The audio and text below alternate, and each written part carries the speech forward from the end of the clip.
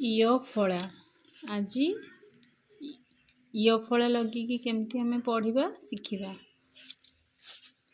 କ ଯୁକ୍ତ ୟ କରେ ଇୟ କ୍ୟ। ଖ ଯୁକ୍ତ ୟ ଖରେ ଜ କ୍ଷ। ଗରେ ଜ ଘ୍ୟ ଘରେ ୟ ଘ୍ୟ ଚରେ ୟ ଚ୍ୟ ଛରେ ୟ ଛ ଜରେ ୟ ଜ ଝରେ ୟ ଝ୍ୟ ଟରେ ୟ ଟ୍ୟ ଠରେ ୟ ଠ୍ୟ ଡରେ ୟ ଡ୍ୟ ଢରେ ୟ ଢ୍ୟ ତରେ ୟ ତ୍ୟ ଥରେ ୟ ଥ୍ୟ ଦରେ ୟ ଦ୍ୟ ଧରେ ୟ ଧ୍ୟ ନରେ ୟ ନ୍ୟ।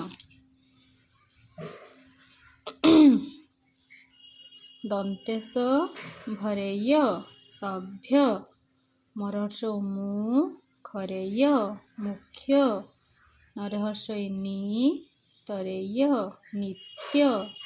ତାଲବେଶ ଦନ୍ତେସର ୟ ଶସ୍ୟ ବରହର୍ଷ ବି ଦରେ ୟ ସତ୍ରାକାର ବିଦ୍ୟା ମରେରୁ ମୃ ତରହର୍ଷ ସତ୍ରେ ୟ ମୃତ୍ୟୁ ମରେ ଦୀର୍ଘ ମୁ ଲରେ ୟ ମୂଲ୍ୟ।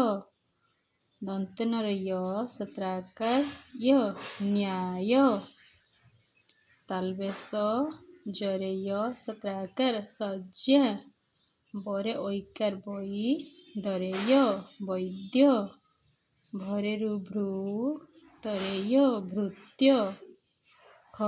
ଖରେ ୟ ସତ୍ରାକାର ତରହର୍ଷ ଇତି ଖ୍ୟାତି।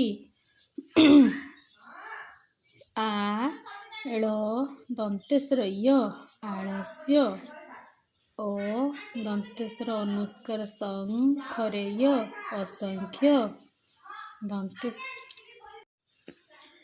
ଆ ଳ ଦନ୍ତେସର ୟ ଆଳସ୍ୟ ଅ ଦନ୍ତେସର ଅନୁସ୍କାର ସଂ ଖରେ ୟ ଅସଂଖ୍ୟ। ଦନ୍ତେସକାରେ ସା ହରାକାରେ ହା ଜରେ ୟ ସାହାଯ୍ୟ ଦନ୍ତେସକାରେ ସା ମରକାରେ ମା ନରେ ୟ ସାମାନ୍ୟ। ଦନ୍ତେସର ଓକାର ସୌ ଭରାକାରେ ଭା ଗରେ ୟ ସୌଭାଗ୍ୟ ବରେ ୟ ବ୍ୟ ବ ଦନ୍ତେସକାରେ ସା ୟ ବ୍ୟବସାୟ। ଆ ବ ତାଲବେଶରେ ୟ କ ଆବଶ୍ୟକ ମରହର୍ଷ ମି ଥରେ ୟ ସତ୍ରାକାର ବରାକାରେ ବା ଧରେ ଦୀର୍ଘ ଇତି ମିଥ୍ୟାବାଦୀ। ମିଥ୍ୟାକୁ ପାପ ବୋଲି ଜାଣି କହିବ ସଦା ସତ୍ୟବାଣୀ ବିଦ୍ୟା ଅଟଇ ମହାଧନ ଆଳସ୍ୟ ଦୁଃଖର କାରଣ। ର ଫଳା ପଢ଼ିବା। ର ଲଗେଇକି କେମିତି ଆମେ ପଢ଼ିବା। କ ଯୁକ୍ତ ର କରେ ର କ୍ର ଖ ଯୁକ୍ତ ର ଖରେ ର ଖ୍ର ଗରେ ର ଗ୍ର ଘରେ ର ଘ୍ର ଚରେ ର ଚ୍ର ଛରେ ର ଛ୍ର ଜରେ ର ଜ୍ର ଝରେ ର ଝ୍ର ଟରେ ର ଟ୍ର ଠରେ ର ଠ୍ର ଡରେ ର ଡ୍ର ଢରେ ର ଢ୍ର ତରେ ର ତ୍ର ଥରେ ର ଥ୍ର ଦରେ ର ଦ୍ର ଧରେ ର ଧ୍ର ନରେ ନୃ ପରେ ର ପ୍ର ବରେ ର ବ୍ର ଭରେ ର ଭ୍ର ମରେ ର ମ୍ର ହରେ ର ର। ବ କରେ ର ଚ କରେ ର ଚକ୍ର ବ ଜରେ ର ବଜ୍ର।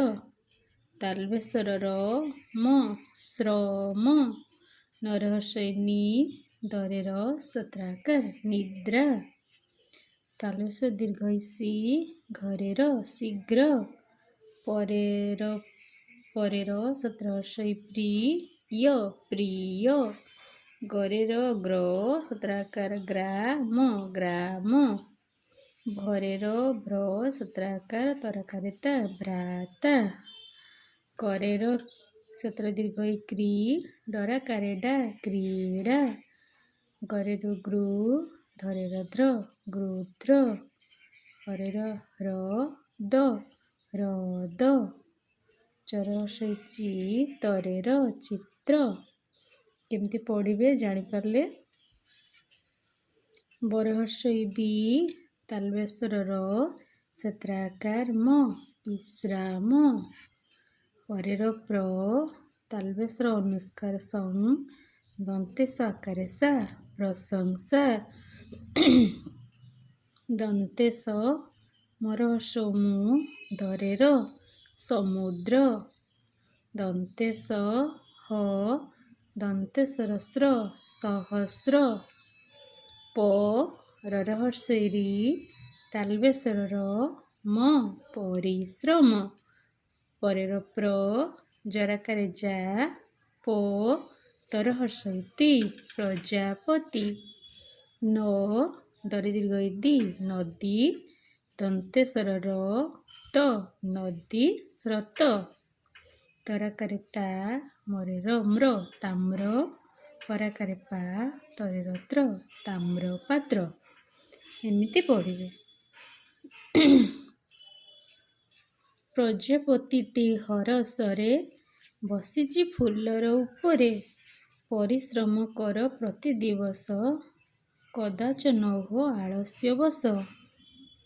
ଖେଳ ବେଳେ ଖେଳ ପଢ଼ା ବେଳେ ପାଠ ପଢ଼ିବାରେ ମନ ଦିଅ।